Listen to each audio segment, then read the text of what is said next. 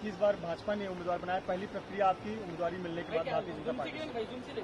मुझे लगता है मैंने पिछले 5 वर्षों से एज एनडीए के घटक करके अमित शाह जी, हमारे नरेंद्र मोदी जी, देवेंद्र फडणवीस जी, नड्डा साहब और बावनकुड़े साहब, हमारे जो नेता जिनको बोला है उनके ही विचारों पे मैं पिछले 12-13 वर्षों से काम कर रही हूँ और जिनको नेता माना और उनके आगे मुझे नहीं लगता है कार्यकर्ता कोई जाता है।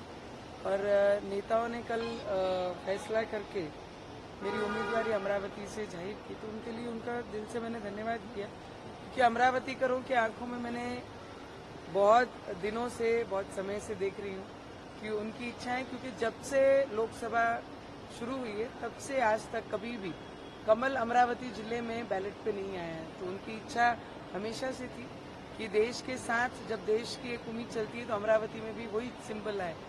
मुझे लगता है अमरावती करों की तरफ से मैंने मोदी जी का कल बहुत बहुत धन्यवाद किया।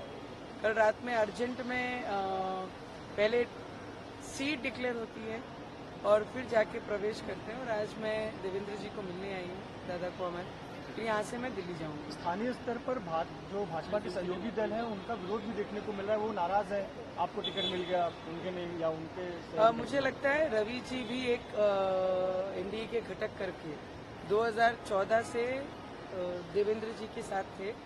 ऑपोजिशन में जब आई सरकार तब भी रवि जी देवेंद्र फडणवीस जी के साथ थे। तो हम ऐसे घटक हैं कि समय आया तो साथ रहो और समय खराब है तो छोड़ दो, ऐसे घटकों में से हम नहीं हैं। पर फिर भी मैंने सभी को विनती की, क्योंकि सभी हमसे बहुत ज्यादा सीनियर है, तो मैंने एक उम्मीदवार करके और एक बहुत जूनियर उम्मीदवार करके मैंने सभी को हाथ जोड़ के विनती भी की कि मोदी जी के जो सपना है देश में अब की बार 400 पार और 400 में एक अमरावती हो, इसके लिए जितने भी एनडीए के घटक है वो मोदी जी के सपने के लिए और अमरावती के विकास के लिए सब एकजुट होकर एक मंच पे आकर एक साथ काम करें। अमरावती में 2 नारे गूंज रहे हैं, एक ये गूंज रहा है कि एक बार दिल से नवनीत राणा फिर से, और दूसरा भी नारा ये भी गूंज रहा है कि मोदी तुझसे बैर नहीं, नवनीत राणा की खैर नहीं। मुझे लगता है जब तक मतदार नहीं ठहराते क्या करना है, क्योंकि पिछले 5 वर्षों से नहीं 12-13 वर्षों से मैं जनता के बीच हूँ और जनता के लिए काम कर रही हूँ। तो मुझे लगता है एक बहू के नाते भी और उस क्षेत्र में कंटिन्यू लोगों के बीच लोगों की सेवा करते हुए लोगों ने खुद मुझे आशीर्वाद दिया। जब 2019 में एक सुनामी चल रही थी उसके बीच मुझे आशीर्वाद दिया गया अमरावती में, और आज एक सिंबल के साथ अमरावती में उतरूंगी। तो मुझे लगता है ये अमरावती करों की ही इच्छा थी जो मेरे रूप में अमरावती में आई है। तो मेरी जनता मुझे बहुत सारा प्यार और बहुत सारा आशीर्वाद मेरे साथ रखेगी। मैंने आपको सीधे स्पष्ट शब्दों में कहा है, बहुत सीनियर है मुझसे, जितने भी एनडीए के गठ और जो भी नेता हैं, कि सभी ने एक होकर मोदी जी का जो सपना है देश के विकास के लिए और अमरावती के विकास के लिए सबने एक मंच पर आकर साथ देना चाहिए और अमरावती का विकास करना चाहिए। मराठी में कोई बात नहीं हुई है क्या? उनकी जो भावना है उनसे आप जैसे सुने हैं वैसे ही मैं भी सुन रही हूँ मीडिया के माध्यम से, पर हमारी कोशिश जरूर रहेगी कि हम सब साथ में आकर मंच पे मोदी जी के सपने के लिए और इस बार 400 पार के लिए काम करें।